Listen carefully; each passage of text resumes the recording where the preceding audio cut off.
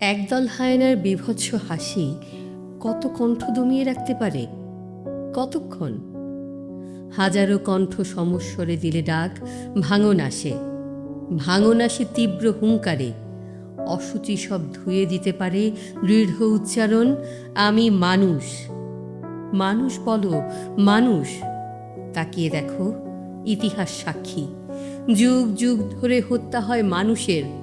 সত্যের বুকে গুলি খায়, শান্তির ডাকে ভাঙে ঘর। যেখানে দাঁড়ায় মাথা উঁচু করে শুদ্ধ জ্ঞানে মানুষ, ভয় পেয়ে সব অমানুষ কাঁপে। সেখানেই করে আঘাত।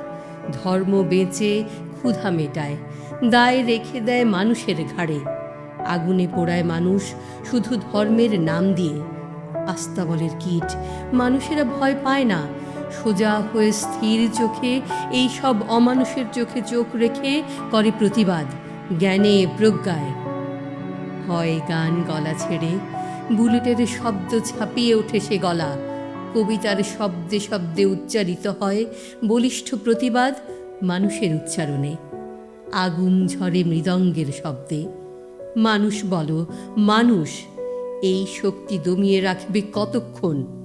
আমাকে রাজপথে পাবে বিভিন্ন নামে, ঘরের উঠোন থেকে শুনতে পাবে ডাক ভিন্ন ভিন্ন স্বরে, অথচ এক অমোঘ সত্য পরিচয় থাকবে আমার। আমি মানুষ। আমার ধর্মের নাম মানবতা। আমি হিংস্রতার বিরুদ্ধে, অপরাজনীতির বিরুদ্ধে, অন্যায়ের বিরুদ্ধে, শোষণের বিরুদ্ধে এক স্পষ্ট স্বাধীন ঘোষণা।